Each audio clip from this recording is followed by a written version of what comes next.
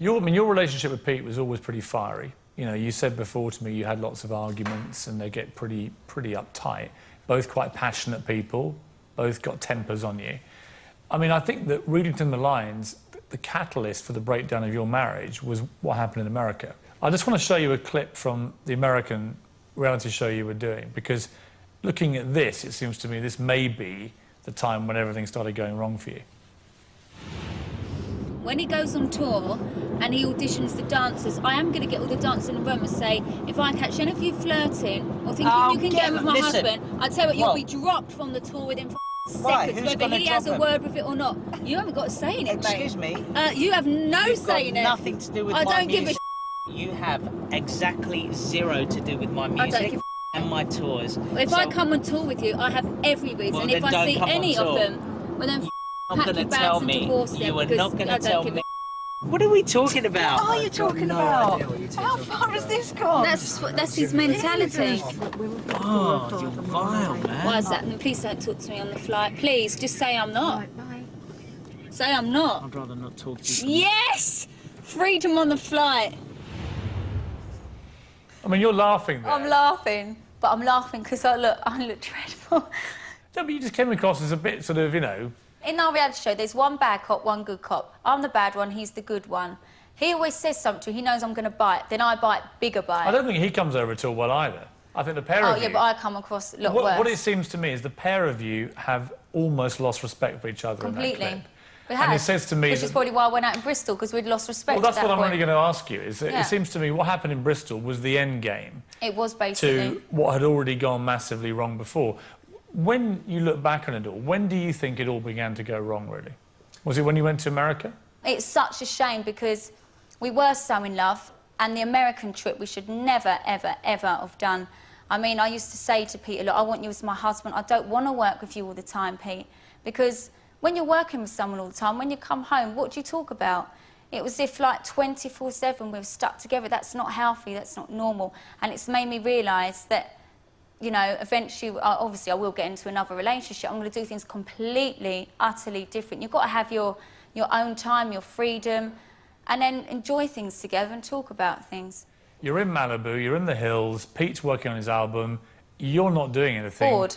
And a bored Katie Price is not a good creature, I would imagine. No, it's not. I'm quite an active person. I like to be doing things all the time. So you were fed up, you start bickering with Pete. I was always bickering anyway. But yeah, we were bickering a lot. I mean, Katie, some people would have looked at that situation in America with Pete's album taking off and you stuck bored in the hills in Malibu and think, was she getting a bit jealous of Pete's career becoming quite successful? Not at all. I've never been jealous of his career. If anything, I want his album to really work. He'd be so good on a West End stage. He's so talented, and it is a wasted talented. And I know Pete really wants his album to work, and I hope it does for his sake, because he's put a lot of time and effort into it. And there's no reason for me to be jealous. I have so much going on myself. And when you're together, you want to encourage each other. You work as a team. And if anything, I should have looked at it as a break. But I was more frustrated because I wanted to get home to work. I hate not working. I'm a workaholic, career-minded woman, and it was frustrating for me. But I certainly wasn't jealous, no. Were you falling out of love with him?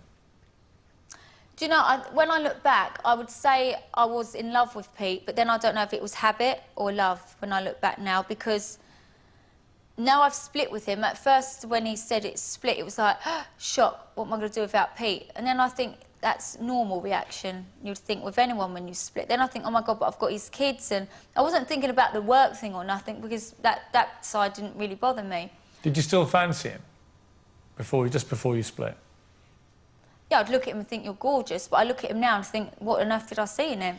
In the News of the World in May 2009, it was claimed that you and Pete had not had sex for 2 years before the marriage breakup. Is that true?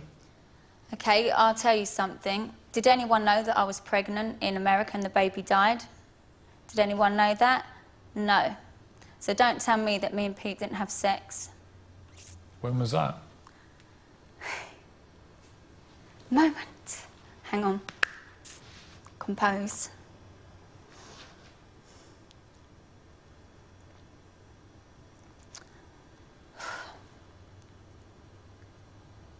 Just have to bear. Okay. I was said I wouldn't cry. What are you doing? So take your time.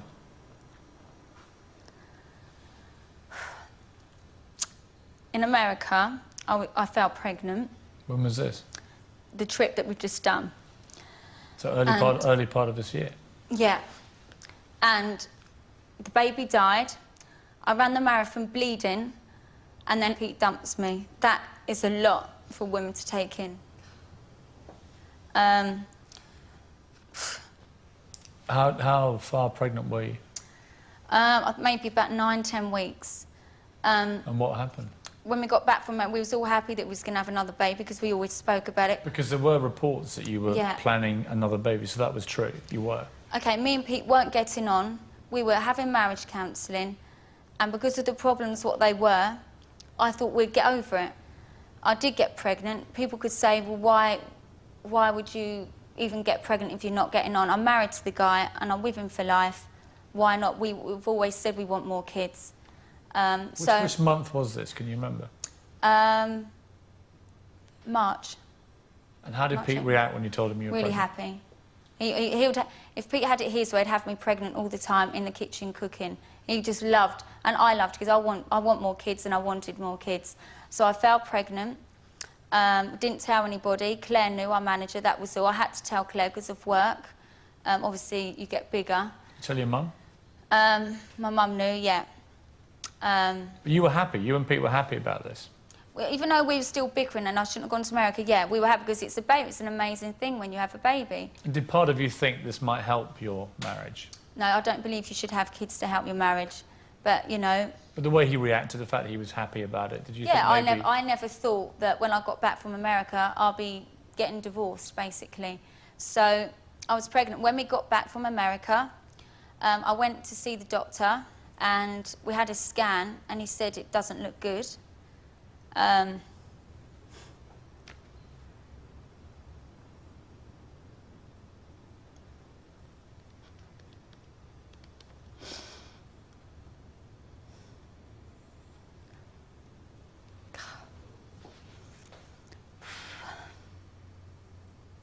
Just bear with me. Okay. My eyelash is going to fall off. Don't worry, there's no hurry. So we had the scan, and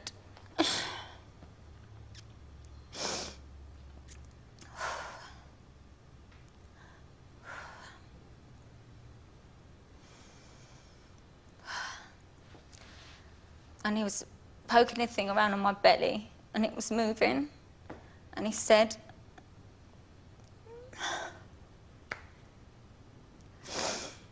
that he can't see a heartbeat. But he said, let me check, so let me do some bloods. So he done some bloods, and 3 days later he called me up and said, I think it's the HGC level. It's still high. Which means that it could still be alive.